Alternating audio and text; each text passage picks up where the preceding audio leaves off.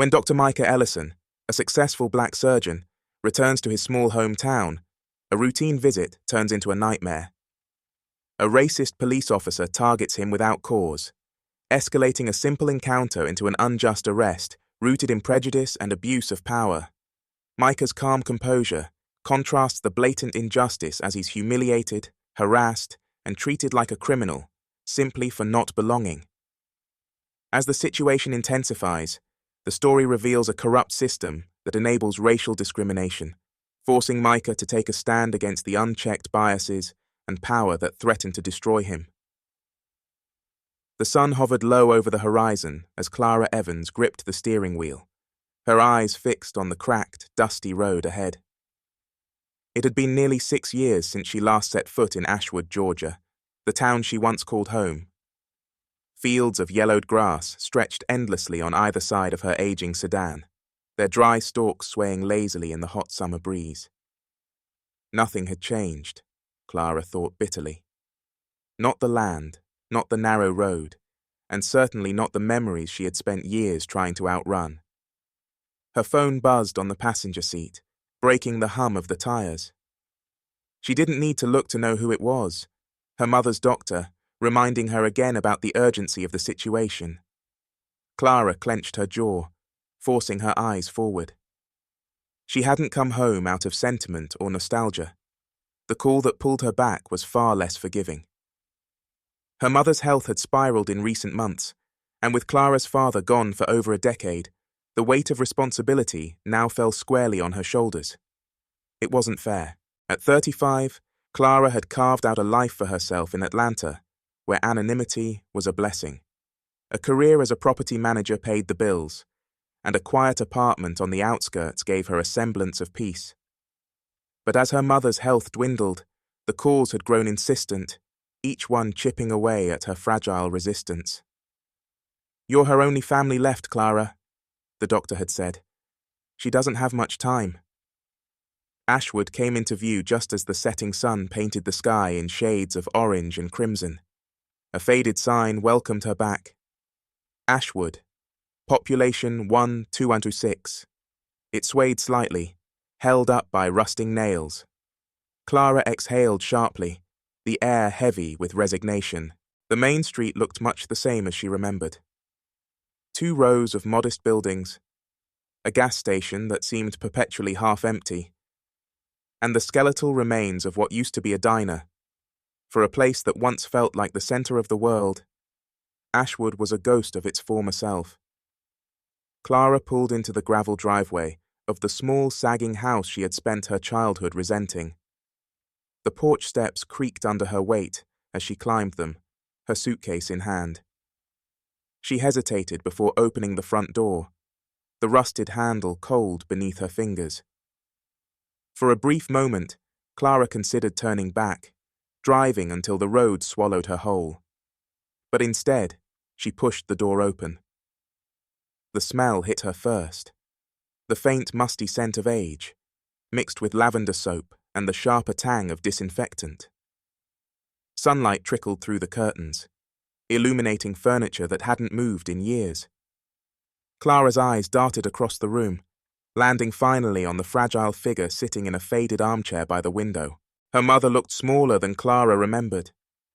Her once strong hands now rested limply on her lap, veins like blue spider webs against pale skin. "You came," her mother whispered, her voice barely audible.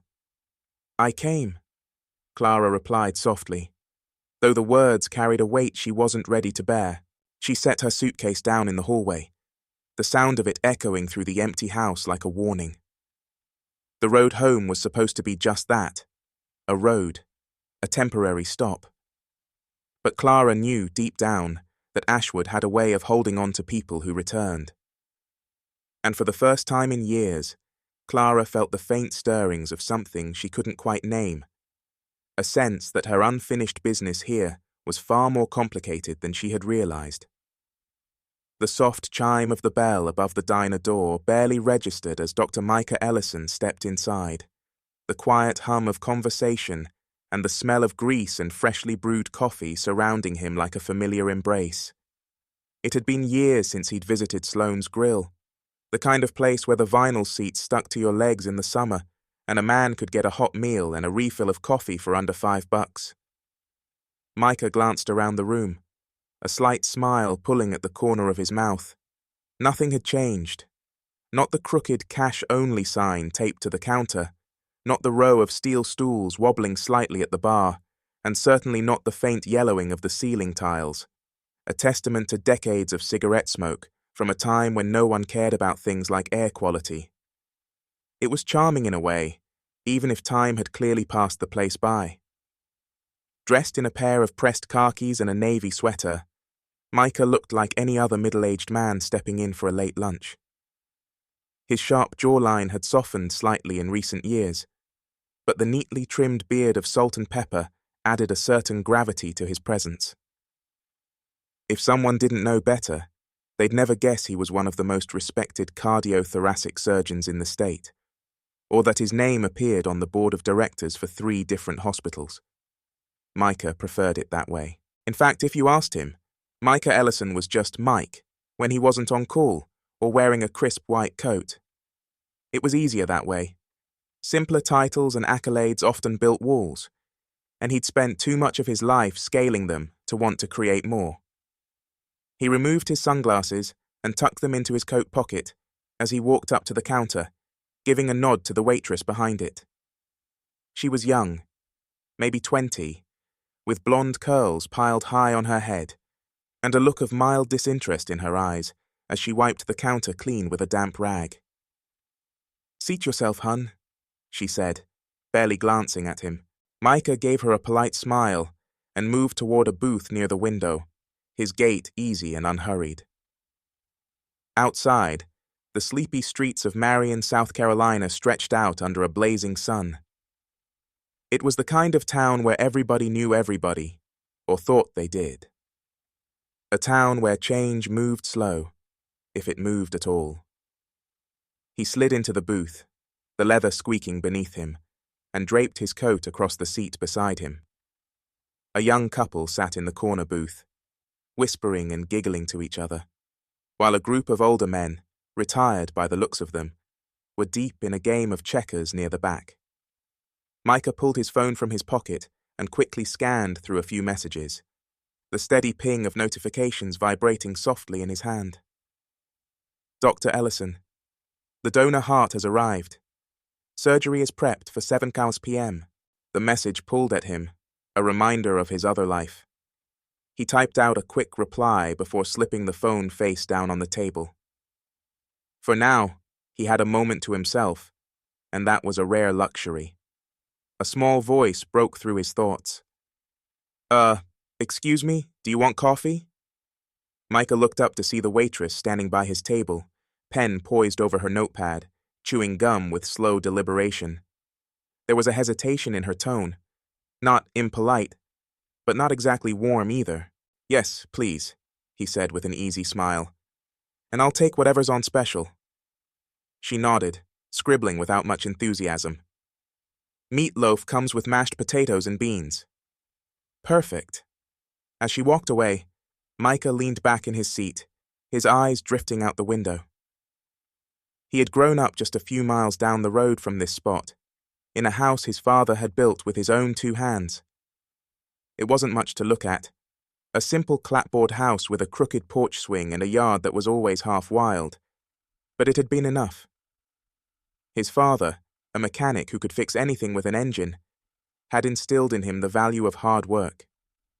His mother, a schoolteacher, had given him books and the unshakable belief that he could be anything he wanted to be. He often thought of them on days like this, thought of how proud they'd be to see him now.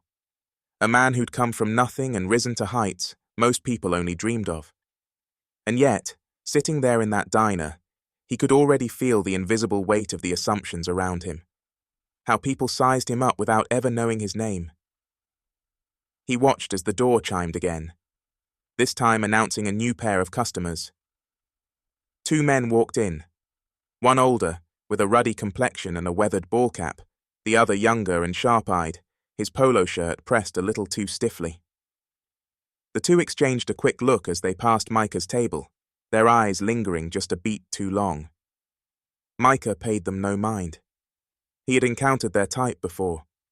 Men who carried the same unspoken questions in their eyes whenever they saw someone like him. Someone whose presence didn't align with the quiet order of a town like Marion. The waitress returned a few minutes later, setting down a steaming cup of coffee in front of him. "You passing through?" she asked casually, her tone still cool but tinged with curiosity. "Something like that," Micah replied. "I used to live nearby." She raised an eyebrow, her pen tapping against the edge of her notepad. "Did you? I don't recognize you." "Left for college a long time ago," he said simply. She seemed satisfied with that answer, but not particularly interested in knowing more. "Well, welcome back. I guess food'll be out in a minute." Micah thanked her as she left, the interaction leaving him mildly amused. He reached for the coffee, taking a slow sip, savoring its bitterness. He had learned long ago not to let these moments bother him. After all, what was a little rudeness compared to holding a human heart in your hands, feeling it beat for the first time in someone's chest? Perspective made all the difference. But as the men who had entered earlier settled themselves 2 booths away, their conversation carried through the quiet hum of the diner, louder than it needed to be. "Did you see that truck parked out front? Looks like something straight out of a football player's garage," the older man said, his voice gravelly. "Yeah, a little much for a place like this," the younger one replied, his tone pointed. "Wonder who it belongs to." Micah's eyes flicked toward the window, where his black Range Rover gleamed under the afternoon sun. A slight sigh escaped him, though he made no move to acknowledge the remarks. These moments always started small, harmless even.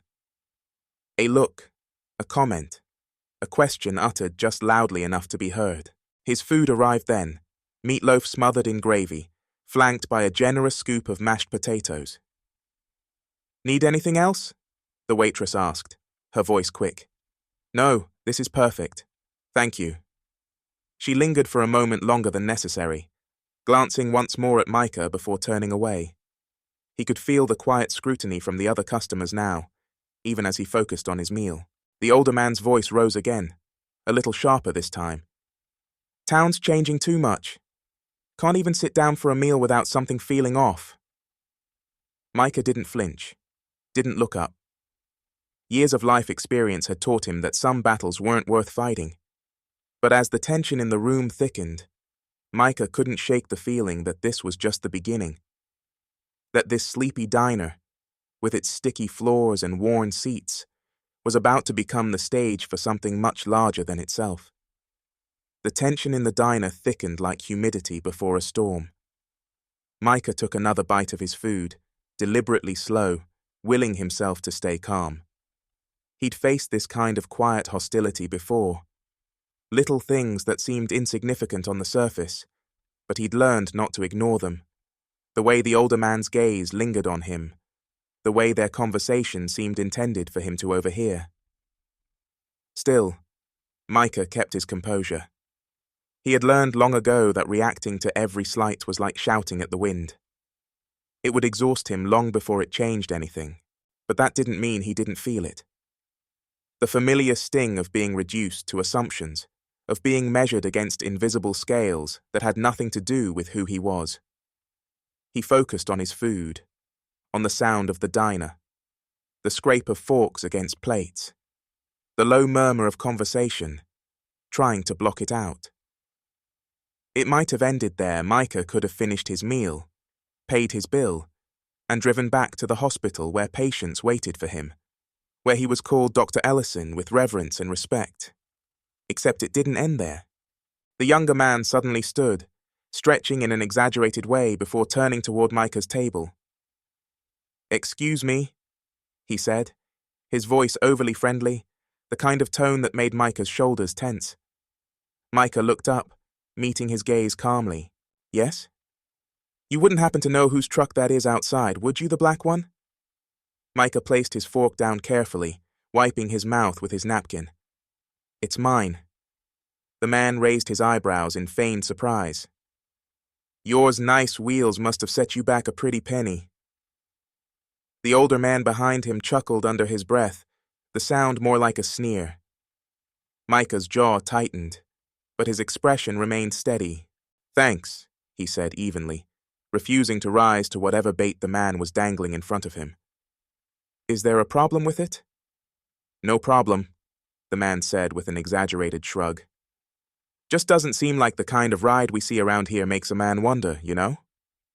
Micah held his gaze for a long moment, letting the question hang in the air, unspoken but clear as day. What kind of man drives a truck like that? Before Micah could respond, the bell above the diner door chimed again. A police officer walked in, his uniform crisp and his badge gleaming under the overhead lights. Officer Martin, by the name tag. Micah recognized him from his younger days in Marion, one of the local fixtures, a man who carried himself with the kind of authority that needed no words. The younger man turned back toward his booth, but muttered just loud enough to be heard. "Guess even folks like him get lucky sometimes." Micah's chest tightened, but he forced himself to breathe, to swallow the sharp words that threatened to rise. Don't engage. Don't let them win. "Everything all right here?" Officer Martin's voice broke through the moment, drawing everyone's attention. His eyes swept the room before landing on Micah. For a split second, something flickered across his expression. Surprise, maybe, or curiosity. But it vanished as quickly as it came. "Everything's fine," Micah said, his tone measured.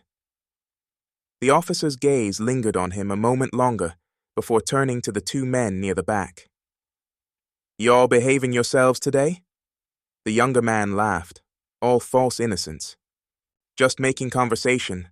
Officer, nothing wrong with that, is there?" Martin gave him a look but didn't press further. Instead, he turned back to Micah, his posture stiff. "Sir, would you mind if I step outside with you for a moment?" Micah frowned, his brow creasing. "Is there a problem?" "Just a quick word, if you don't mind," the officer replied, his tone polite but firm, the kind of voice that didn't invite argument.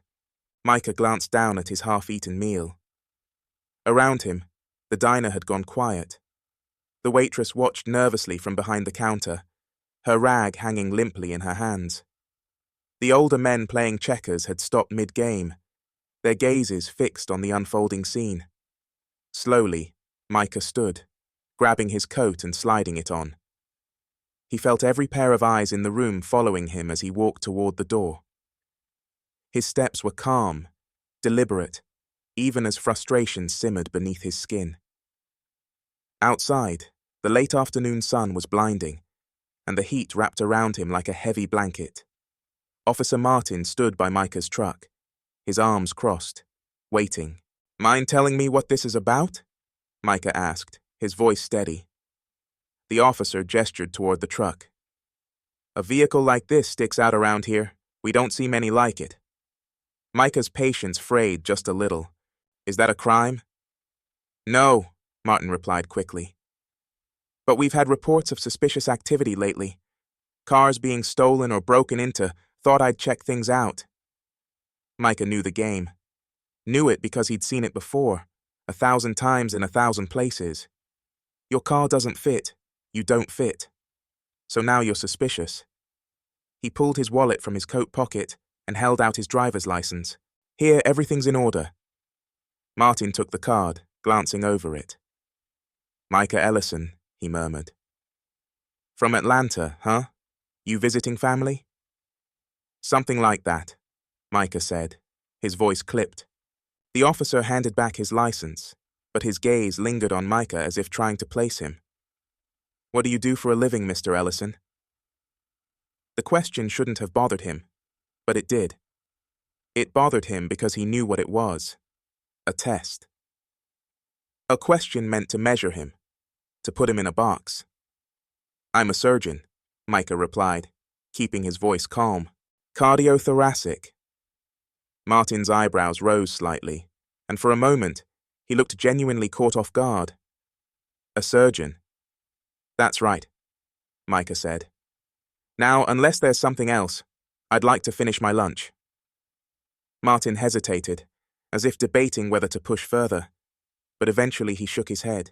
No, that's all just doing my job. Micah slid his license back into his wallet and pocketed it. Good to know you're keeping the town safe, he said, the edge in his voice unmistakable. The officer didn't reply. Micah turned and walked back toward the diner, his footsteps heavy on the gravel. His chest burned with frustration, but he forced it down. Keep your head. Don't give them anything to use against you. When he re-entered the diner, the atmosphere was different. Conversations picked up again, but quieter, more subdued. The waitress avoided his gaze as she refilled his coffee, her hand trembling slightly. The two men near the back were smirking to themselves, clearly satisfied with how the scene had played out. Micah sat back down, staring at his now cold meal. He no longer had an appetite. What did they see when they looked at him? A man in a nice car. A black man in a town where he didn't belong. A stranger who had no business being here, no matter how many degrees he'd earned or lives he'd saved. The older man's voice carried across the diner again, low but pointed. Some folks come back thinking they're better than the rest of us. Micah's grip tightened around his coffee cup, his knuckles white. For a split second, anger roared in his chest, hot and uncontrollable. He wanted to stand up, to say something that would silence them, that would make them see him for who he was, not what they assumed. But he didn't. He breathed in, steady and slow, letting the anger settle like dust. Then, carefully, he slid out of the booth, pulled a crisp $20 bill from his wallet, and laid it on the table. Keep the change, he said softly to the waitress, who mumbled a faint thank you, without meeting his eyes. As Micah walked out of the diner, he felt the weight of every gaze pressing into his back. He climbed into his truck, the leather seats hot against his skin, and started the engine. The rumble filled the silence like a challenge. He stared out at the road ahead, the pavement shimmering in the heat. He could leave. He could drive away, back to Atlanta, where his world made sense, where no one questioned his right to exist. But as his hands tightened on the wheel, Micah knew he wouldn't, because leaving meant letting them win. And he wasn't done here. Micah's tires crunched over the gravel lot as he pulled away from Sloane's grill, the sun setting behind him, streaking the sky in blood orange and violet. The encounter with Officer Martin and the smirking men gnawed at him, a jagged shard lodged in the back of his mind. He should have let it go, left Marion behind like an old pair of shoes that no longer fit. But something about it lingered. How easily he'd been reduced to a shadow of himself, stripped of the respect he'd spent decades earning. Some folks come back thinking they're better than the rest of us. The words echoed, sharp and deliberate. Micah's jaw clenched as his truck bumped along the back roads toward his parents' old house. The weight of the moment sat heavy on his chest, yet he forced himself to push it aside. He had planned to spend one quiet day here before heading back to Atlanta. Just a day to breathe, to clear his mind. That hope shattered when he saw the flashing blue and red lights in his rearview mirror. The sirens wailed, cutting through the stillness like a blade. Micah glanced at his speedometer. 45 miles per hour. Well under the limit. He pulled to the side of the road, his heart beginning to pound. Stay calm, he told himself. You've done nothing wrong. The patrol car idled behind him, the doors opening as two officers stepped out. One of them, to Micah's grim recognition, was Officer Martin. The other was a younger man, Officer Daniels, if Micah remembered correctly, tall and wiry, with a face that looked too eager for the task at hand. Micah watched in the side mirror as they approached, Martin's expression unreadable while Daniels had a faint, smug curl to his lips. He rolled down the window as they reached the driver's side. Evening, gentlemen, Micah said, keeping his tone even. Martin leaned down slightly, resting a hand on the window frame. License and registration, please. Micah frowned but complied, pulling his wallet from his coat pocket and handing over the requested documents. Mind telling me what this is about? Routine check, Martin said curtly, though his eyes drifted to the interior of Micah's truck, as if looking for something, anything. Daniels, meanwhile, circled around the back of the vehicle, shining a flashlight at the license plate and tires. Micah gripped the steering wheel tightly, his knuckles pale against the dark leather routine. They said. But Micah had lived long enough to know better. Where are you headed tonight? Martin asked, flipping through the documents with slow deliberation. Home, Micah replied. The Evans property, just down the road. I grew up there. Martin glanced up, his gaze sharp and unrelenting. You've got a nice truck here, Mr. Ellison. New model doesn't seem like something you'd see around these parts. Where'd you get it?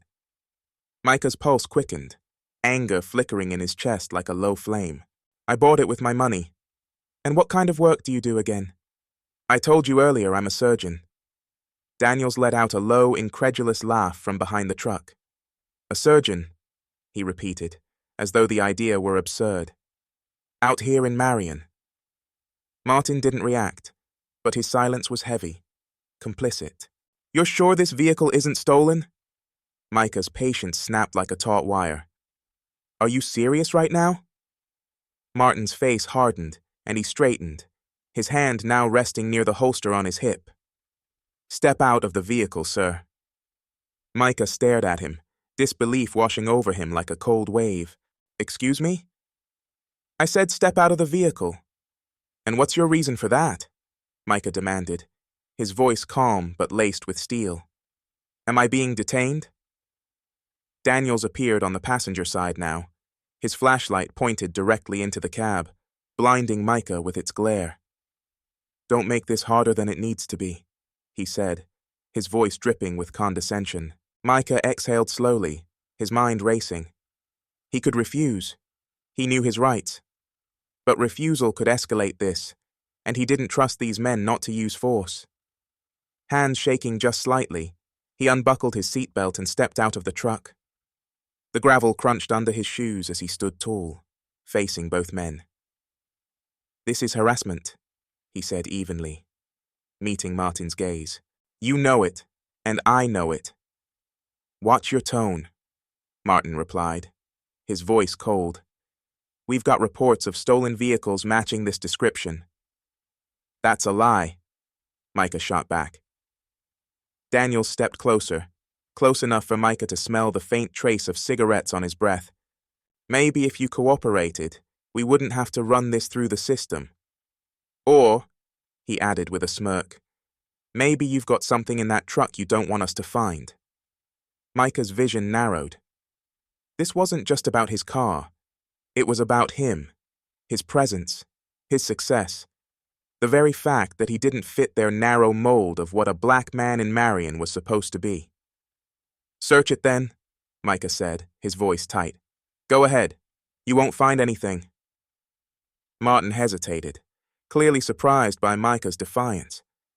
But Daniels didn't need any encouragement. Don't mind if we do, he said, moving toward the truck. Micah clenched his fists at his sides, his body trembling with rage. Every fiber of him screamed to stop them, to shout, to fight back. But he didn't. He couldn't. Not here. Not now. Instead, he watched as Daniels yanked open the door, rummaging through the glove box and compartments with unnecessary force. Minutes passed like hours. The sky darkened, and the air grew cool as night fell. Micah stood under the flashing lights, his breathing shallow, his pulse roaring in his ears. Finally, Daniels slammed the door shut, his face twisted in frustration. Clean, he muttered. Martin said nothing, his expression unreadable as he handed Micah's documents back. You're free to go, he said. Micah stared at him, the weight of everything crashing down on his shoulders. That's it? No apology, nothing? Martin's jaw tightened. Have a good evening, Mr. Ellison. Micah didn't move for a long moment, his breath heavy, his anger a steady thrum in his chest. Then, slowly, he climbed back into his truck, slamming the door behind him. As he pulled onto the road, his hands gripped the wheel so tightly it hurt. His body was rigid, his teeth grinding together. He felt humiliated, violated. But more than anything, he felt tired. Tired of the constant weight of being seen as a threat, of having to prove, over and over again, that he belonged. As he reached his parents' old house, he parked in the driveway and killed the engine, sitting there for a long time in the dark, his head resting against the steering wheel. This wasn't just about him. It was about something bigger, something insidious that ran through Marion like an invisible current. This can't keep happening. Slowly, Micah sat up, his resolve hardening like steel. He pulled out his phone, scrolling through his contacts until he found the number he wanted. "Mitchell," he said when the voice on the other end picked up. "We need to talk. Something's happening here, and it's time to shine a light on it." Mitchell hesitated. "What's going on, Micah?" "Meet me tomorrow," Micah said firmly. "I'm done staying silent." He ended the call and sat back, staring out at the old house. The air outside was still and heavy, as though the whole town were holding its breath. Micah wasn't afraid anymore. Tomorrow, the fight would begin. The next morning, Marion was cloaked in an uneasy quiet, the kind that lingered before a storm. Micah stood on the porch of his childhood home, his coffee growing cold in his hands. He hadn't slept. His thoughts kept replaying the events from the night before. Officer Martin's hardened stare, Daniels rummaging through his truck as if Micah were guilty by default. He had been here less than 24 hours, and already he felt trapped, as though the town were pressing in on him, daring him to leave or fight back. The sound of tires crunching on gravel broke through his thoughts. A black pickup rolled into the driveway, the engine humming as the driver killed it. The door creaked open, and out stepped Mitchell Graves, Micah's old friend, now a local journalist whose name rarely carried weight beyond county lines.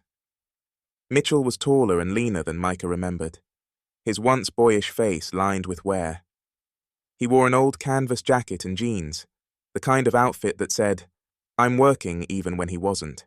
"Micah," Mitchell said, giving a short nod as he climbed the porch steps. "Mitchell," Micah replied, offering a firm handshake. "Appreciate you coming." Mitchell's eyes flicked over him, reading the exhaustion in Micah's face. "Heard about the run-in last night, Officer Daniels. Huh, that guy's been looking for trouble since he got the badge." Micah exhaled sharply, his gaze shifting out toward the horizon. It wasn't just him, Martin was there too. Mitchell swore under his breath. "Martin's old school, but he's smarter than Daniels. I'm guessing Daniels pushed harder because he could." "They searched my truck," Micah said, his voice steady but simmering with frustration. "Pulled me out of my car like I was a criminal. And for what, driving a car they didn't think I deserved?" Mitchell looked away, his jaw tightening. "Yeah," he muttered. "That sounds about right." Silence settled between them, broken only by the distant caw of a crow. Micah studied Mitchell's face carefully. "How deep does this go?" Mitchell hesitated, his fingers brushing over the strap of his messenger bag. "Look, Micah, you know I grew up here too. I've seen it. People like Daniels, and whoever's protecting him, they operate like this because they know no one's gonna call them out. Marion's a small town. No one wants to stir the pot." Micah stepped closer, his gaze hard. "Then let's stir it." Mitchell blinked. "What are you saying?" "I want people to know what happened," Micah said firmly. "Not just to me. This isn't about me. It's about how easily they get away with it. How it happens every day to people without the resources or voice to fight back." Mitchell rubbed a hand over his face, the weight of Micah's words settling on him. "You're talking about going public," he said cautiously. Micah nodded. "You're a journalist, Mitchell. You know how to dig. You've probably heard other stories like this, haven't you?" Mitchell looked uncomfortable. "I have," he admitted, Whispers mostly people too afraid to talk on record. They won't be afraid if they know someone's standing up, Micah pressed. If I share my story, others might come forward too. You've got a platform? Let's use it. Mitchell sighed heavily, as though the choice itself pained him. You're asking me to go up against Marion's entire power structure, Micah Cops. The town council. They close ranks fast. You know that. Micah met his gaze, unflinching. I know it. But someone has to start, and it might as well be me. Mitchell studied him for a long moment before nodding slowly. All right, I'll start pulling threads. But you need to be careful. If you take this public, they'll come after you hard. Especially now. Micah's lips curled into a faint, determined smile. Let them try. Micah stood in the parking lot of a small grocery store, his hands stuffed into his coat pockets as he waited. Mitchell had set up a meeting with someone who might have more information. A young teacher, who had reportedly been harassed by Officer Daniels a few months back. The afternoon sun beat down, sharp and unrelenting. Cars rolled lazily into the lot, their tires spitting bits of gravel. Micah scanned the area until he spotted her. Jessica Morton, 30-something, with dark curls pulled into a ponytail and an anxious look on her face. Dr. Ellison, she asked hesitantly as she approached. Micah offered a small, reassuring smile. Call me Micah. She looked around nervously, as though expecting someone to be watching. Mitchell said you wanted to talk about Daniels. I do, Micah replied gently. But only if you're comfortable. Jessica nodded, her arms wrapped tightly around herself. I don't know how much help I'll be, but they stopped me one night a few months back. I'd just left school after grading papers. Late Daniels and Martin pulled me over. Said my taillight was out. Micah frowned. Was it? She shook her head. No, I had it checked the next morning. Mechanic said it was fine, but they made me get out of the car. Asked me what I was doing, driving so late. Asked if I'd been drinking. Her voice wavered slightly. I was humiliated. I knew what they were doing, but I didn't know how to fight back. Micah's stomach twisted. He could hear the helplessness in her voice, the same helplessness he had felt last night. Did you report it? She scoffed bitterly. To who Daniels is protected, you think the sheriff's department doesn't know what's going on? They're part of it. Micah took a slow breath, his mind racing. Jessica, would you be willing to share this publicly? You're not the only one they've done this to. If we come forward together. Her face went pale, and she shook her head quickly. No, I can't. I'm sorry. She looked at him, her eyes wide and pleading.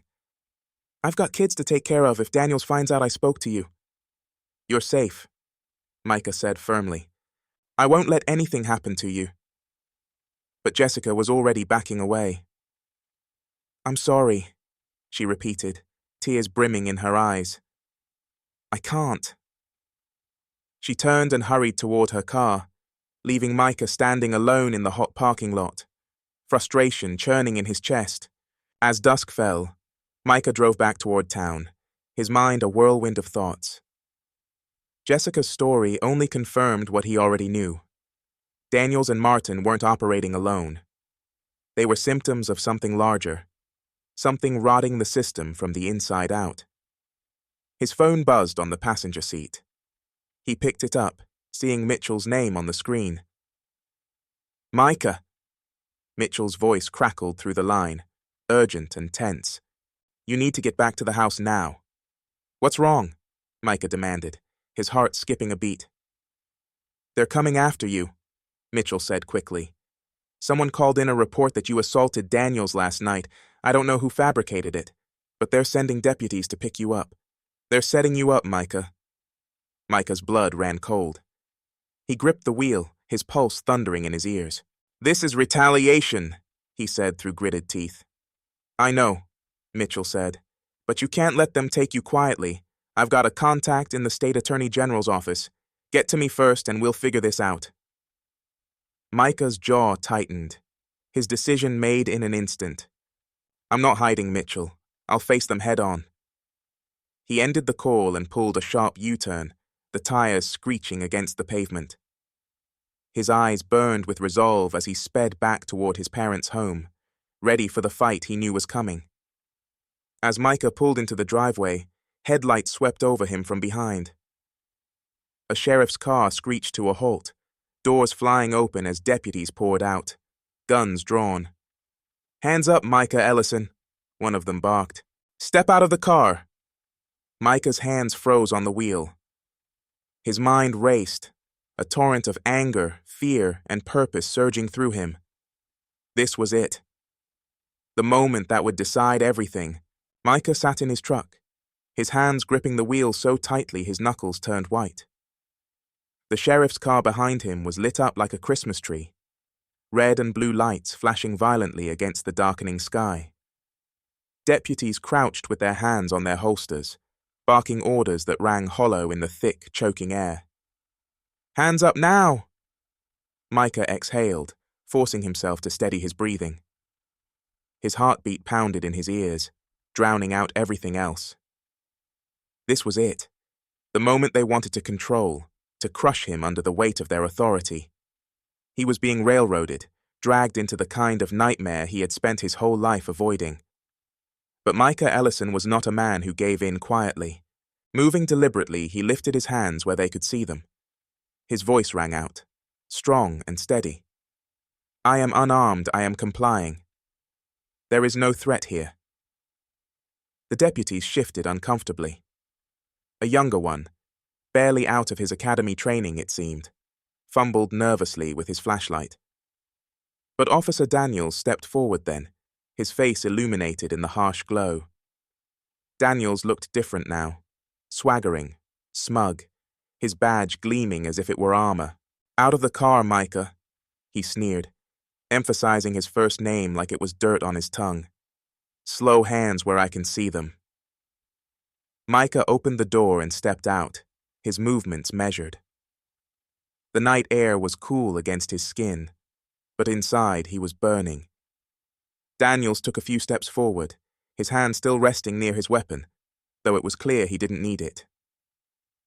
"Now, Dr. Ellison," Daniels said mockingly, "looks like you've gotten yourself into some trouble." "Trouble you fabricated," Micah shot back, his voice unwavering. Daniels smirked, circling Micah like a predator. "Assaulting an officer isn't something the courts take lightly. Witnesses saw you being aggressive toward me last night. Said you got real mouthy, maybe even violent." "That's a lie, and you know it," Micah said, narrowing his gaze. The deputy holding the flashlight looked uncertain now, shifting his weight from foot to foot. "Officer Daniels, Daniels cut him off with a glare. "Quiet, rookie, I've got this." Then, turning back to Micah, he leaned in closer, his voice dropping to a venomous whisper. "Men like you think you can roll back into town with your fancy degrees, your big cars, acting like you're better than us, but you'll never belong here. Not really." Micah's jaw tightened, his anger barely contained. "This isn't about me belonging, Daniels. It's about you abusing your power because you're afraid of what I represent." Daniel's smirk faltered for half a second before returning. "Afraid of you?" He chuckled darkly. "I'm just doing my job. You think anyone's going to believe your word over mine? A local officer against some outsider with a big mouth?" At that moment, headlights swung into the driveway, cutting through the tension like a blade. A second car came to a halt, and a figure stepped out. Mitchell Graves, his camera in one hand and a phone pressed to his ear with the other. "Hold it right there," Mitchell shouted, his voice booming. "Deputies, you're making a mistake." Daniels turned sharply, anger flashing across his face. "What the hell are you doing here, Graves? This is official business." "Official?" Mitchell retorted, marching toward the scene. "Fabricating charges, harassing innocent citizens, that's what you call official?" He held up his phone, its screen still glowing. I've been recording this whole exchange. Daniels. Everything you've said. You think people won't hear this? The younger deputy's face turned pale, his flashlight lowering slightly. Wait, what? Daniel's face twisted in fury, his composure cracking. Turn that damn thing off, Mitchell. You're interfering with law enforcement. Mitchell shook his head, unbothered. I'm a journalist. I know my rights, and what you're doing is wrong. You don't get to railroad someone because you don't like the color of his skin or the car he drives. Micah watched Daniel's bravado unravel in real time, and for the first time, he saw what lay underneath. Fear. Not fear of Micah himself, but fear of being exposed, of losing the control he wielded like a weapon. You think anyone's going to care about your little recordings? Daniel spat, though his voice betrayed his desperation. Oh, they'll care, Mitchell replied calmly, stepping closer. Because you've been sloppy, Daniels, and we're not just talking about Micah. I've spoken to people, teachers, workers, folks too, afraid to speak up until now. They're coming forward. There's a pattern here, and everyone's going to see it. Daniels looked around wildly, his eyes darting to the deputies standing nearby.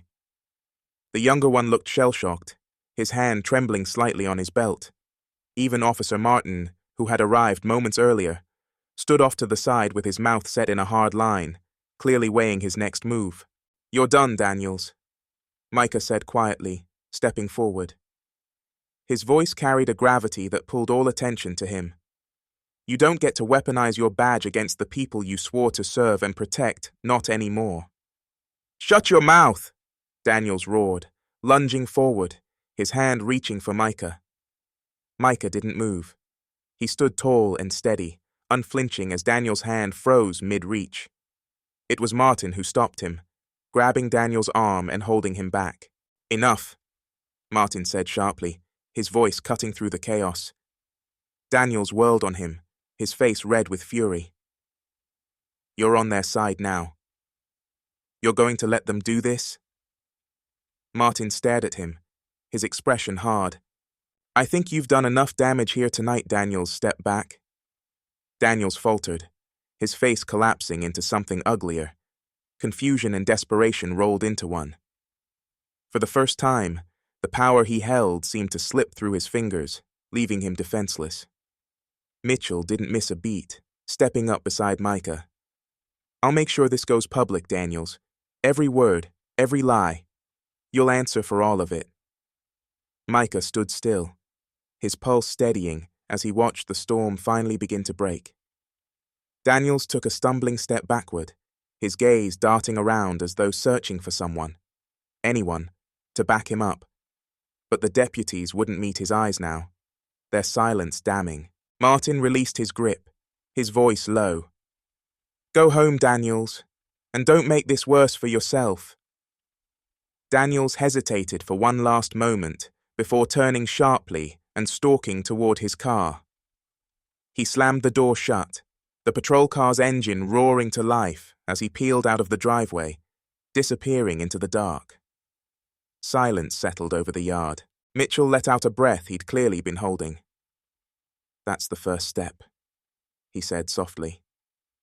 But this isn't over, Micah. Not by a long shot. Micah nodded, his shoulders squaring as he turned to face Martin. Are you going to try to pin this on me too? Martin held his gaze for a moment before shaking his head slowly. No, he said gruffly. I think Daniels has enough rope to hang himself without my help. Micah nodded once, his voice quiet but firm. Good, because this ends here. This town deserves better, and so do the people in it. Martin said nothing, but there was something resigned in his posture. An acknowledgement, maybe, that the tide was finally turning. Micah turned toward Mitchell, his voice steady. Put the story out, all of it. Let people see what's been happening here. Mitchell gave a tight nod, his eyes sharp with determination. You've got it. Micah looked out at the horizon, the first hints of dawn beginning to creep into the sky. The fight wasn't over. Not yet. But for the first time, it felt like the scales were tipping. He had taken his stand. Now the rest of Marion would have to decide where it stood too. The sharp clang of the cell door echoed down the corridor as it swung shut behind Micah. The air in the holding room was stale, heavy with sweat and neglect. A single overhead light buzzed faintly, casting harsh shadows against the cracked concrete walls. Micah sat on the metal bench, his hands clasped tightly in his lap. Despite the gnawing anger and disbelief simmering inside him, he kept his posture straight, his gaze calm. He refused to let them see him break. This wasn't his first fight, and he had long since learned that his greatest weapon was his composure. He thought of the last 24 hours, the fabricated charges, the deputy's hands yanking him from his car, the flash of Daniels's smug smile as he stood over him, twisting the truth into something ugly and dangerous. Assault on an officer. The words echoed in his mind like a cruel joke. Daniels had orchestrated this. Of that Micah had no doubt. And now Micah sat in this cell, as Daniels moved unchecked through Marion. Emboldened by power, no one dared to question. Not for much longer. The sound of footsteps interrupted his thoughts. Heavy, deliberate steps that carried the weight of authority. Micah didn't have to look up to know who it was. Officer Daniels. The cell door opened with a screech, and Daniels stepped inside, his boots clicking against the concrete. The door closed again, leaving the two of them alone.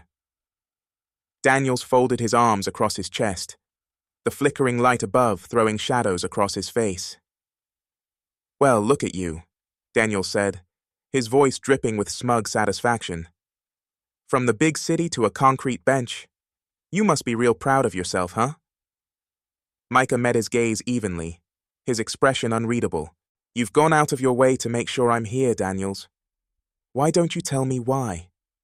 Daniels laughed, the sound sharp and humorless. "Why? Because people like you need to be put in their place." He stepped closer, his voice dropping to a venomous whisper. "You think you can roll into town, flashing your big car, your fancy education, making the rest of us look small? You think we don't see you for what you are?" "And what's that?" Micah asked, his voice calm but steely. Daniels leaned in, his face just inches from Micah's. "An outsider. A man who thinks he's better than the rest of us? I'm not gonna let you come in here and act like you own this place." Micah stared at him, unblinking. Daniels wasn't just corrupt. He was afraid of losing the fragile power he'd built on prejudice and fear, afraid of being exposed for who he really was. "You know what the truth is?" Micah said softly, his voice steady and deliberate. "You're not afraid of me. You're afraid of change. You're afraid of what happens when men like you can't hide behind a badge anymore. And that's exactly what's going to happen." Daniel's face darkened, his fists clenching at his sides. "You think anyone's going to believe you?" he hissed. "You're nothing here. A name on a file, a black mark on the record. People like me run this town, Ellison. Not you." Micah stood slowly, rising to his full height, forcing Daniels to look him in the eye. "Not for long," he said evenly. "People are watching now. They're talking, and you can't control that." Daniels's confidence faltered, a flicker of doubt flashing across his face. "Shut up!" he snapped, stepping back as though Micah's words had physically struck him. "You're done, Daniels," Micah pressed, his voice rising. "I've got Mitchell Graves documenting every word you say, every move you make. Do you really think this cell can silence me? Do you think this little game you're playing is going to work?" "Shut up!" Daniels roared, his face turning red. "You don't know a damn thing." "Then prove it," Micah challenged, his voice booming in the tiny room. "Prove me wrong. Let me out of this cell. Let's see if your story holds up when the light's shining on it." Daniels stared at him, his chest heaving, the veins in his neck bulging with fury. But Micah didn't waver. He held Daniels' gaze, unrelenting, refusing to back down. In that moment, the balance of power shifted. Micah could see it. The crack in Daniel's armor, the realization that his grip was slipping. A loud bang echoed down the hallway, and both men turned sharply toward the door. The sound of voices, shouts, urgent footsteps filled the air. Daniel stiffened, his expression hardening. "Stay here," he barked, storming out of the cell and slamming the door shut behind him. Micah exhaled, his pulse pounding in his ears. Something was happening. Something bigger than Daniel's could control. Minutes passed, each one stretching longer than the last. Then the door opened again, and to Micah's surprise, Officer Martin stepped in. "Get up," Martin said gruffly, his face unreadable. Micah hesitated, narrowing his eyes. "Why?" Martin sighed, glancing over his shoulder as though checking to make sure they were alone. "Because you're getting out of here, Ellison." Micah stood slowly, his mind racing. "What's going on?" "Your friend Graves," Martin said, his voice low. "He's been busy half the town's talking about what Daniels pulled last night, and now the state attorney general's office is asking questions. We can't hold you without evidence, and they know it." Micah's heart surged with relief, but he kept his face steady. "So Daniels." Martin's expression darkened. "Let's just say his days as an officer are numbered." He gestured toward the door. "Let's go." Micah followed Martin down the narrow corridor, his footsteps echoing with every step. As they emerged into the front office, Mitchell was there waiting for him, his camera bag slung over his shoulder, his face flushed with adrenaline. "Micah!" Mitchell called, relief flooding his voice. Micah gave a small nod as they shook hands. "You did it," Micah said. "No, we did it," Mitchell replied firmly. "But it's not over yet. Daniels is squirming, and the sheriff's department is scrambling to protect itself. This thing's about to blow wide open." Micah looked around the room, at the deputies avoiding his gaze, at the tension hanging in the air like a fog Daniels had ruled through fear and silence. But that silence was breaking. As he stepped outside into the cool night air, Micah let the weight of the last 24 hours settle on his shoulders. He was free, but the fight wasn't over. "This is just the beginning," he said quietly, more to himself than to Mitchell. "Now we bring the whole system down." Mitchell grinned, pulling out his phone. "Then let's get to work." As Micah climbed into his truck, he could see Daniels watching him from a window inside the station, his face pale and his expression venomous.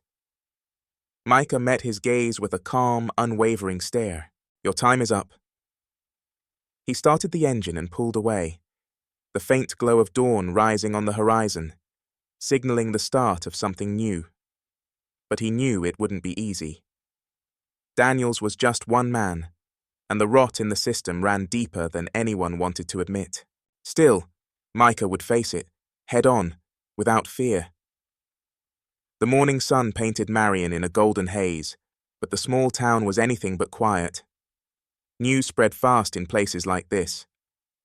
By mid-morning, Officer Daniels' name was on everyone's lips, whispered in diners, debated in barbershops, and dissected on local radio stations. Mitchell's article had gone live at sunrise. The headline was blunt, leaving little room for ambiguity. "Local officer accused of harassment and misconduct. Patterns of abuse in Marion exposed." The article pulled no punches. It detailed Micah's wrongful arrest, the fabricated charges, and Daniel's history of targeting individuals who didn't fit in Marion. But Mitchell had gone further. He'd dug up testimonies from Jessica Morton and others who had been too afraid to speak before their voices wove together like threads in a tapestry, painting a picture of corruption that could no longer be ignored. Micah sat at the kitchen table of his childhood home, his phone buzzing with non-stop notifications. Mitchell had sent him the link to the story hours earlier, along with a text. "It's out. Daniels is done." Micah set the phone down, taking a deep breath. A mix of emotions churned in his chest: relief, vindication, but also the quiet weight of knowing this wasn't the end. His thoughts were interrupted by the sound of gravel crunching outside. Micah stood and peered through the window to see a black SUV pulling into the driveway. A man in a dark suit stepped out, his polished shoes out of place against the dusty gravel. Micah recognized him instantly. James Farrow, a state investigator from the Attorney General's office. Micah met him on the porch. "Mr. Farrow," he said, extending his hand. Farrow shook it firmly, his expression serious. "Dr. Ellison, you've caused quite the stir." "Not me," Micah replied. "The truth did that." Farrow gave a small nod. "Fair enough, I wanted to speak with you directly. Officer Daniels has been placed on administrative leave pending a formal investigation. The sheriff's department is scrambling to contain the fallout, but there's no containing this." "What about Martin?" Micah asked. Farrow's lips pressed into a thin line. "Martin's cooperating. He's agreed to testify to Daniels' conduct in exchange for a review of his own actions. He knew what Daniels was doing, but it sounds like guilt got the better of him in the end." Micah exhaled, his shoulders easing slightly. "And Daniels?" Farrow's eyes hardened. "When this goes public, Daniels will lose his badge, his record of fabricated reports, misuse of power, and targeting civilians is going to bury him. But more importantly, we're expanding the investigation to include the entire department. This wasn't just one man's misconduct. It's systemic." The words hung in the air for a moment. Systemic. It was what Micah had known all along, but hearing it spoken aloud gave it weight. "What can I do to help?" Micah asked. Farrow gave him a sharp look. "You've done more than enough. Your story, and the way you handled yourself, gave others the courage to come forward. That's how change happens." Micah nodded, his chest swelling with quiet resolve. "Change needs to happen," he said, "and I'll keep pushing to make sure it does." Farrow regarded him thoughtfully before extending his hand again. "You're a good man, Dr. Ellison. This town owes you a debt." Micah shook his hand, his grip firm. "They don't owe me anything. They owe it to themselves." Later. That day, by the afternoon, Micah stood outside the courthouse, surrounded by a small but growing crowd.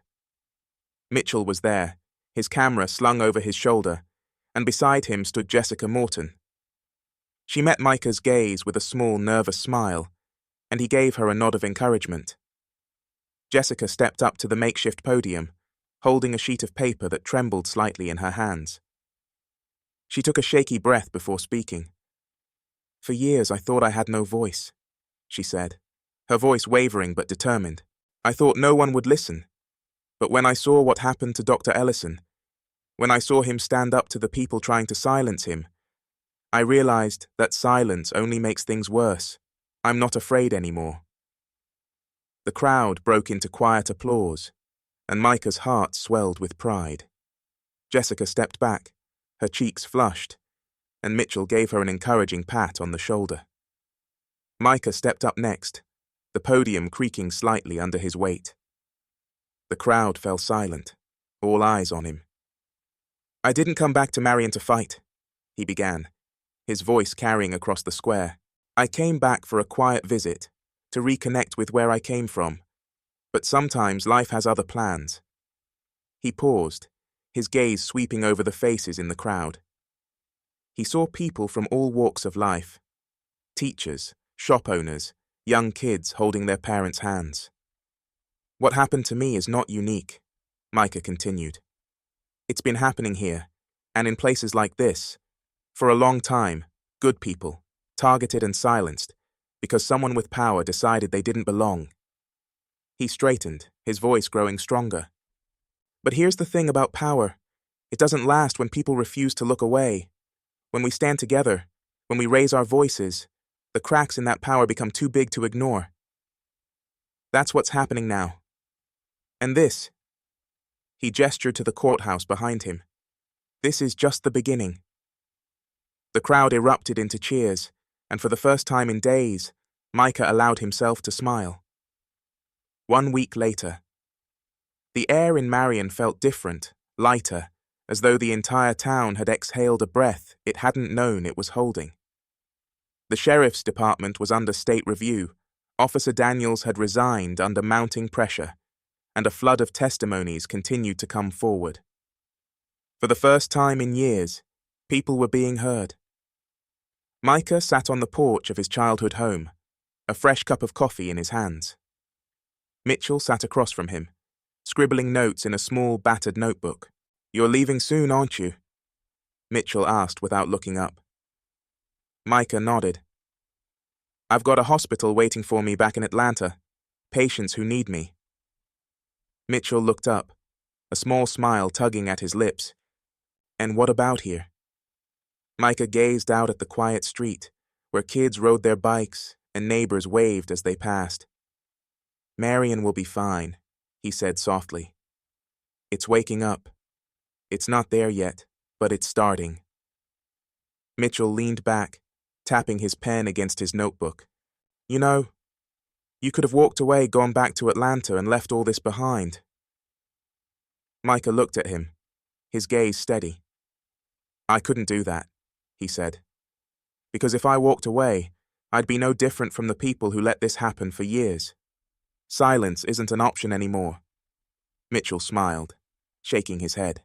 "You're a stubborn man, Ellison." "Good," Micah replied with a grin. Final scene. Setting up possibilities. As Micah packed up the last of his things later that evening, his phone buzzed on the kitchen counter. It was a message from an unknown number. "Dr. Ellison, my name is Sharon Porter.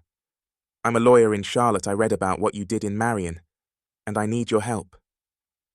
There's something happening here, and I think you're the only one who can get people to listen." Micah stared at the message for a moment, his mind racing. He thought about everything he'd been through. The fight, the frustration, the progress. It wasn't over. It would never really be over. But as he slipped his phone into his pocket and grabbed his bags, he felt something new in his chest. Purpose. Micah stepped outside, breathing in the cool evening air. Marion was quiet again, but this time, it was the quiet of possibility. He climbed into his truck, the engine rumbling to life as he pulled onto the open road. There was work to be done, and Micah Ellison was ready. The road stretched endlessly in front of Micah, the hum of his truck's engine a steady companion as he drove. Marion's skyline, if you could call it that, receded in his rearview mirror, growing smaller until it was just a speck on the horizon. But its presence lingered, etched into him in ways he hadn't expected. Micah had come back to his childhood town thinking he'd find a brief moment of peace, a nostalgic visit to the past. Instead, the place had thrust him into a storm, forcing him to confront both its ghosts and his own. For years, he'd moved through life with the silent understanding that success was his shield, his armor against prejudice and bias. He'd worked harder, stood straighter, and spoken softer, believing that if he checked every box, the world would treat him as an equal. Marion had shattered that illusion. Yet, as he drove toward Atlanta, Micah realized something else. This experience had also given him clarity. It was no longer just about his own survival in a system stacked against him.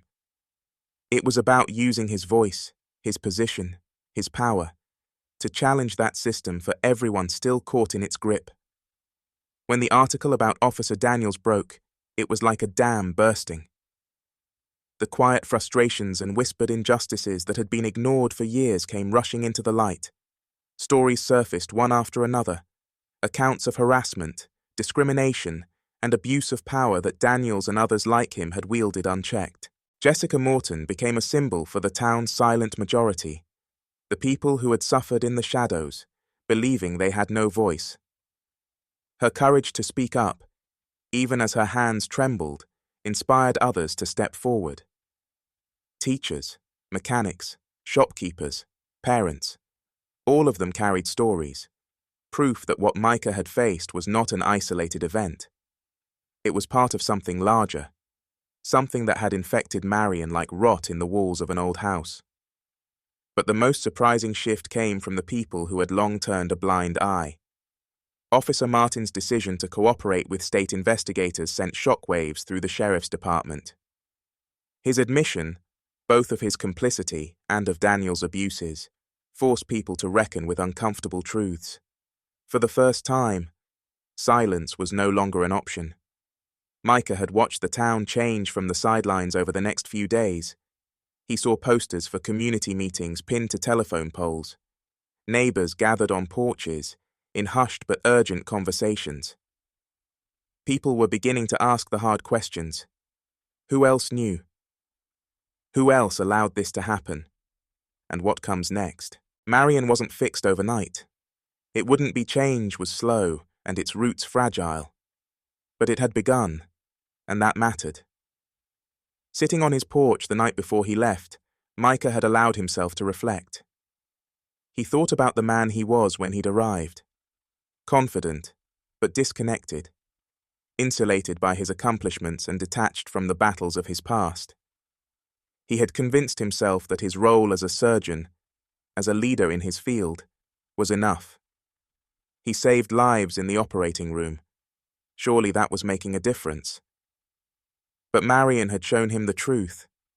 Making a difference required more than expertise and quiet dedication. It required courage. It required standing up, even when you knew the fight would cost you something. It required listening to those without a voice, lifting their stories, and holding people accountable. Micah had entered that small-town diner as a man trying to be invisible. He left Marion as something else. A man unwilling to disappear into silence, no matter the cost. The events of the last week had hardened him, but they had also freed him. He was no longer afraid to confront what was broken. Success wasn't his shield. It was his weapon. Micah's story was personal, but it was far from unique. Marion's rot was not confined to its borders.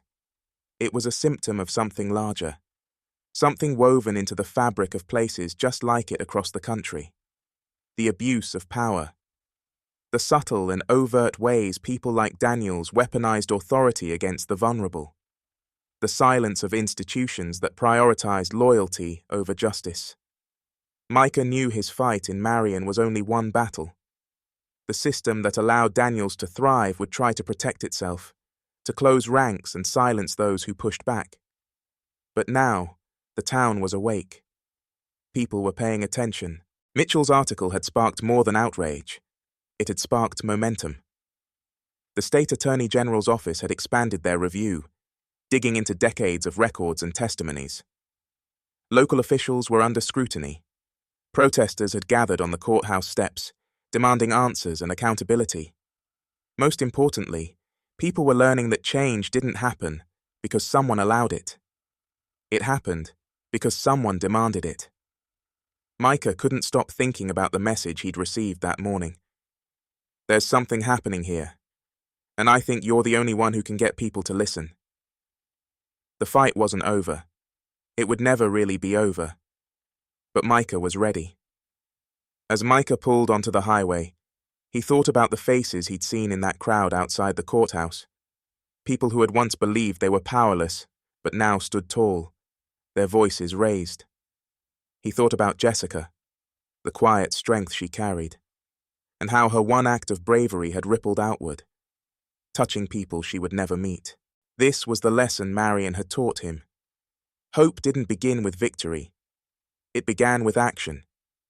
It began with one person choosing to stand up, to speak out, and to refuse to let fear dictate their silence. Micah knew there would be setbacks. There would be days when the system pushed back harder, when progress felt like sand slipping through his fingers. But he also knew that every fight mattered, no matter how small, because each one chipped away at the injustice that people like Daniels had built their power upon, and that mattered. It mattered to the young girl, who would never again see Daniels's flashing lights and feel afraid. It mattered to the teacher, who would no longer second-guess herself for working late. It mattered to every person who saw Micah's story and realized they, too, could fight back. As the sun dipped lower on the horizon, Micah's phone buzzed again. He glanced at the message. A follow-up from Mitchell. They're digging deeper into Daniel's cases. Turns out this goes higher than we thought. I'll keep you posted. You've started something big, Micah. Micah smiled faintly, his resolve like iron. This was just the beginning. To those who read about Micah Ellison's story, or watched the ripples it created, the message was clear. Change was possible. It wasn't easy, and it rarely happened overnight. But it began when someone refused to let silence win. Micah's story reminded people that power, no matter how entrenched, could be challenged. It reminded them that resilience, courage, and community could break the strongest walls. And as Micah's truck disappeared into the horizon, it carried with it more than just a man returning home. It carried hope. It carried a promise. And it carried the quiet, unshakable certainty that one voice, raised at the right time, could change everything.